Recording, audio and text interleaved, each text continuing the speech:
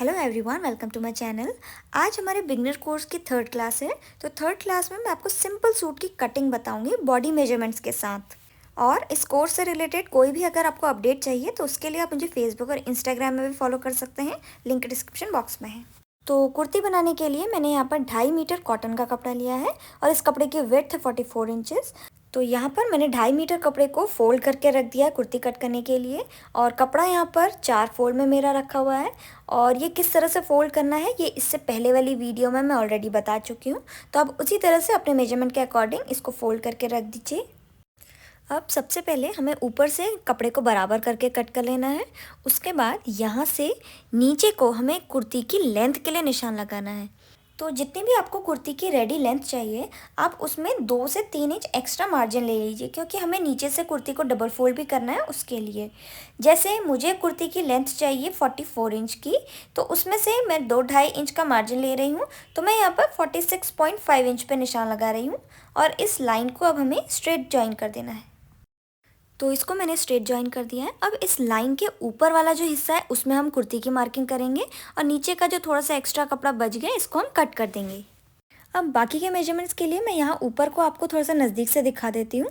तो यहाँ पे देखिए, ये तरफ यहाँ से ओपन है और यहाँ से फोल्डेड वाली साइड है। और कपड़ा आप देख सकते हैं यहाँ पे 4 फोल्ड में मैंने रखा हुआ है, जैसे मैंने आपको इससे पहले वाली वीडियो में बताया था उसी तरह से हमें रखना है। अब यहाँ ऊपर कोने से नीचे को हमें आधा इंच पे निशान लगाना है, यानी कि हाफ इंच पे आप निशान लगाइए और इस निशान को इस तरह से स्ट्रेट ज्वाइन कर दीजिए।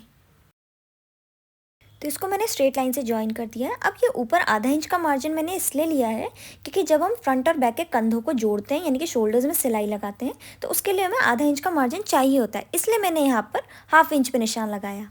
अब ये जो फोल्डेड वाली साइड है इससे अंदर की तरफ को हमें अपना बाकी का मेजरमेंट लेना है। तो सबसे पहले मैं शोल्डर्स के लिए निशान लगाती हूँ, यानी कि तीरा के लिए। तो पहले मैं आपको बता देती हूँ कि तीरा होता क्या है, यानी कि शोल्डर्स का मेजरमेंट कैसे लेते हैं। तो यहाँ पर मैंने ये कुर्ती ली हुई है। अब इसकी ऊपर वाली तरफ मैं नेकलाइन की ओर को मैं यहाँ पर नज़दीक से आपको दिखा देती हूँ। तो देखिए, ये जो हिस्सा होता है यहाँ पर ऊपर की तरफ पे ये शोल्डर हुआ, यानी कि जहाँ पर स्लीव जॉइन हुई है और दूसरी तरफ की जहाँ पर स्लीव जॉइन हुई है, इन दोनों के बीच का जो डिस्टेंस हुआ है ये हमारा शोल्डर कहते हैं इसको, या फिर तीरा भी बोलते हैं। जैसे इसको अगर मैं मेजर करूँगी यहाँ पर देखिए, तो ये यहाँ पर 11 इंच का आ रहा है। तो हम मेजरमेंट यहाँ पर जैसे 11 इंच आया तो 11 नहीं लेंगे, इसका आधा लेंगे, यानी कि 5.5 इंच पे हम निशान लगाएंगे। और ये जो शोल्डर का मेजरमेंट हम लेते हैं ये हमारा जो कुर्ती या टॉप है उसके पीछे के गले के हिसाब से लेते हैं। अगर पीछे का गला 7 इंच से ज़्यादा डीप है तो हम फिर शोल्डर या तीरे को थोड़ा सा कम लेते हैं।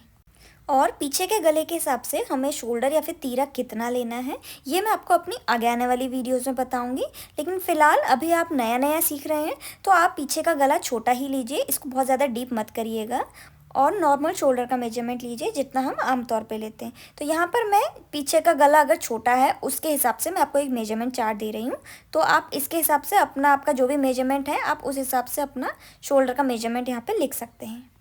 तो ये कुर्ती मैं 32 बस्ट साइज़ के लिए बना रही हूँ। तो 32 का आपने मेजरमेंट देखा होगा, शोल्डर का 6.5 इंच आता है। तो मैं यहाँ पर 6.5 इंच पे निशान लगा रही हूँ शोल्डर्स के लिए। तो ये शोल्डर का निशान हो गया। अब इस पॉइंट से नीचे की तरफ को हमें आर्म होल के लिए निशान लगाना है। लेकिन ध्यान रहे, आर्म होल हम ये जो हमने लाइन खींची है इस लाइन से नीचे की तरफ को निशान लगाएंगे, आधा इंच का मार्जिन को इंक्लूड नहीं करेंगे। तो मेरे मेजरमेंट में ये 32 बस्ट का है, तो आर्म होल है मेरा 6.4 इंच। तो 6.4 इंच पे मैंने यहाँ पे निशान लगाया और इन दोनों पॉइंट्स को हमें स्ट्रेट लाइन से ज्वाइन कर देना है। तो आर्म होल के लिए निशान लग गया। अब आर्म होल के बिल्कुल नीचे पे यहाँ पर मिलाते हुए हम बस्ट के लिए निशान लगाएंगे। तो बस्ट का मेजरमेंट कैसे लेना है पहले मैं वो आपको बता देती हूँ। अभी मेरे पास कोई मेजरमेंट लेके बताने के लिए नहीं है साथ में, तो मैं आपको खुद ही की बॉडी पे मेजरमेंट लेना बता देती हूँ। तो देखिए, ये हमारा बस्ट वाला एरिया होता है। तो आप इस तरह से इंच टेप को पूरी गोलाई में रखिए और मेजर करिए आपका बस्ट कितना आ रहा है। तो यहाँ पर बहुत ज़्यादा इसको टाइट नहीं करना और लूज़ भी नहीं छोड़ना है, बिल्कुल फिटिंग का आपको रखना है अभी। तो मेरे मेजरमेंट में बस्ट मेरी 32 इंच का आ रहा है। तो आप एक जगह पे आपका जितना भी बस्ट का मेजरमेंट आया उतना आप लिख लीजिए।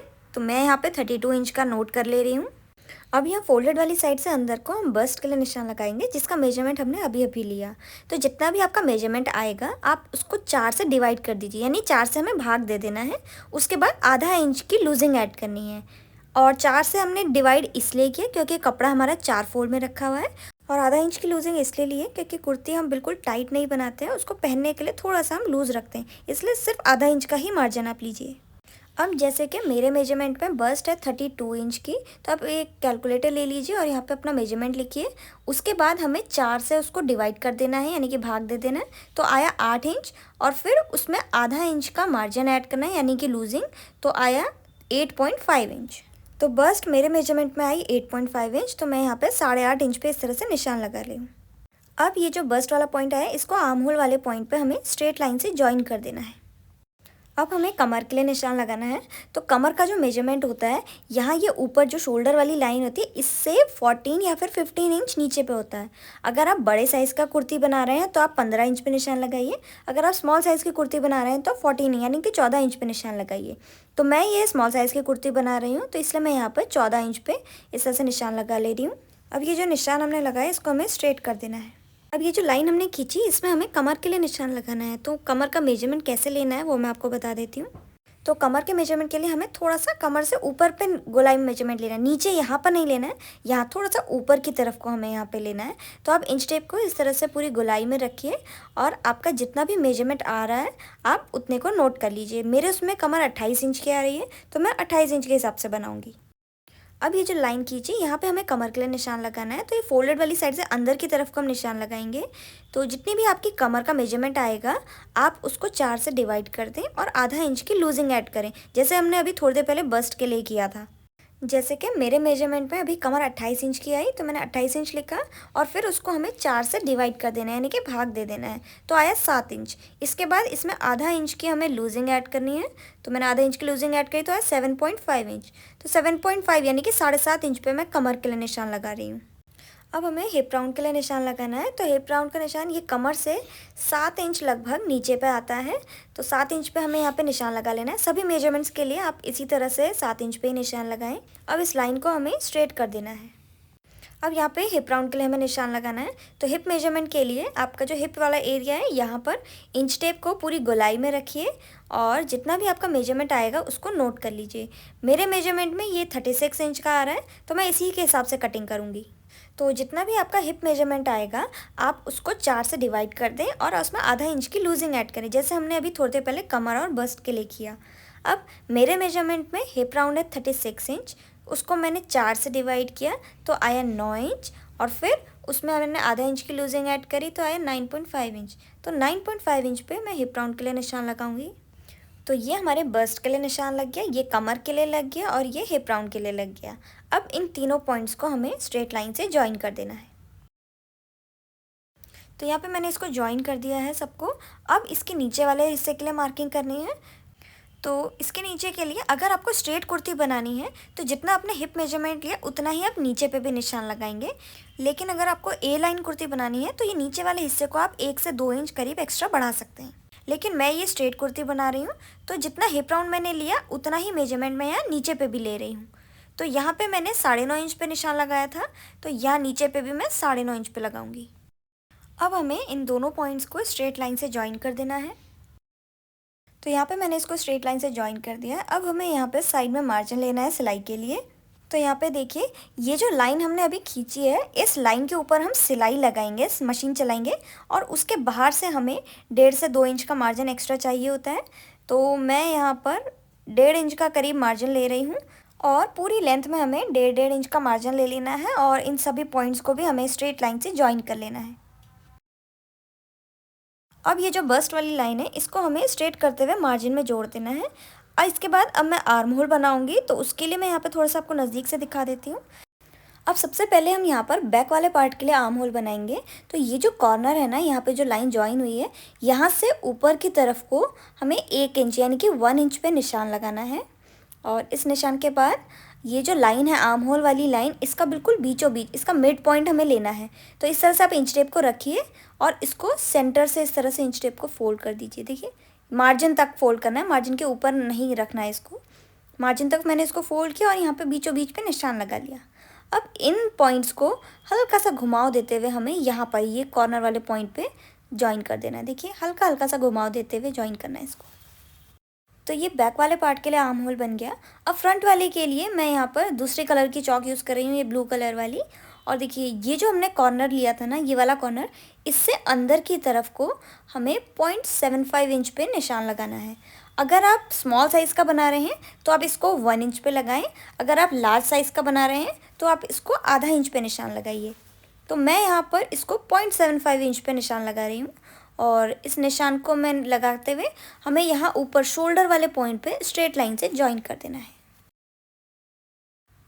तो ये लाइन खींच दी है। अब जो इस लाइन वाला ये जो कॉर्नर है ना, जो हमने अभी लाइन खींची इसका कॉर्नर, इससे अंदर की तरफ को हमें वापस से 1 इंच पे निशान लगाना है। तो 1 इंच पे मैंने यहाँ पे निशान लगाया। अब ये सेम इसी लाइन का हमें मिड पॉइंट ले लेना है जो हमने अभी नई लाइन बनाई। अब वापस से इन सबको मिलाते हुए हमें हल्का सा घुमाव देते हुए इसको भी जॉइन कर देना है। तो ये अंदर वाला जो ब्लू लाइन का है वो हमारा फ्रंट का आर्म होल है, और जो बाहर से वाइट लाइन वाला है ये हमारा बैक वाला आर्म होल है। अब ये जो फोल्डेड वाली साइड है, यहाँ से अंदर की तरफ को हमें नेक विड्थ के लिए यानी कि गले की चौड़ाई के लिए निशान लगाना है। और नेक विड्थ का चार्ट मैं थोड़ी देर पहले वीडियो में ऑलरेडी दे चुकी हूँ, लेकिन आप अपने हिसाब से उसको एडजस्ट भी कर सकते हैं, क्योंकि कुछ लोग ज़्यादा चौड़ा गला पहनते हैं। तो मैं थोड़ा सा ज़्यादा गला चौड़ा पहनती हूँ, इसलिए मैं यहाँ पर 3 इंच की नेक विड्थ ले रही हूँ। तो मैंने यहाँ पर 3 इंच पर निशान लगाया। अब यहाँ पे नेक की डीपनेस के लिए मैं निशान नहीं लगा रही हूँ, क्योंकि नेक लाइन की जो कटिंग होती है वो जब हम सिलाई करते हैं उस समय पे होती है। तो ये मैं आपको जब मैं सिलाई करूँगी तब बताऊँगी। अब हमें शोल्डर स्लोप के लिए निशान लगाना है। शोल्डर स्लोप मतलब आपने देखा होगा कि हमारे जो शोल्डर्स होते हैं ना, वो बिल्कुल स्ट्रेट नहीं होते हैं, थोड़ा सा हल्का सा नीचे को डाउन जैसे होते हैं, बहुत हल्के से। तो इसमें भी हमें वही डाउन का शेप देना है, डाउन करने हैं शोल्डर्स। तो हमें क्या करना है, ये जो आर्म होल वाली लाइन है इसमें नीचे पे आधा इंच पे निशान लगाना है। ध्यान रहे ऊपर का मार्जिन इंक्लूड नहीं करना है। तो इसमें आधा इंच पे मैंने निशान लगाया, और इसको हमें नेक विड्थ वाले पॉइंट पे स्ट्रेट लाइन से जॉइन कर देना है। तो ये हमारा यहाँ पर शोल्डर स्लोप बन गया है।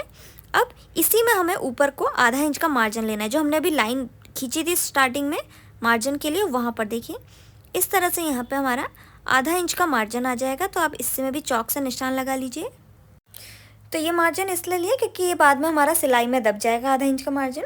अब यहाँ पर मैं नेक विड्थ में हल्का सा एक कट लगा ले रही हूँ निशान के लिए। मार्किंग पूरी हो चुकी है, अब हमें इसकी कटिंग करनी है।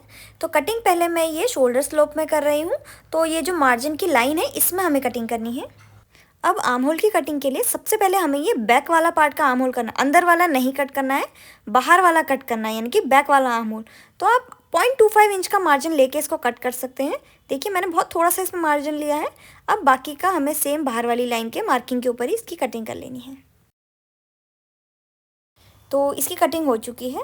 अब हमें इस पार्ट को ओपन करना है, और ओपन करने के बाद अंदर से एक हिस्से को हटा देना है। ये देखिए ये वाला जो पार्ट होगा अंदर का, इसको हम हटा देंगे क्योंकि ये बैक वाला पार्ट बनेगा। तो इसको आप अलग कर दीजिए, और ये जो बचा हुआ है इसको वापस से हमें ऐसे ही सेंटर से फोल्ड करके रख देना है। और इसको फोल्ड करने के बाद अब मैं यहाँ पर ऊपर से आपको थोड़ा सा नज़दीक से दिखा देती हूँ।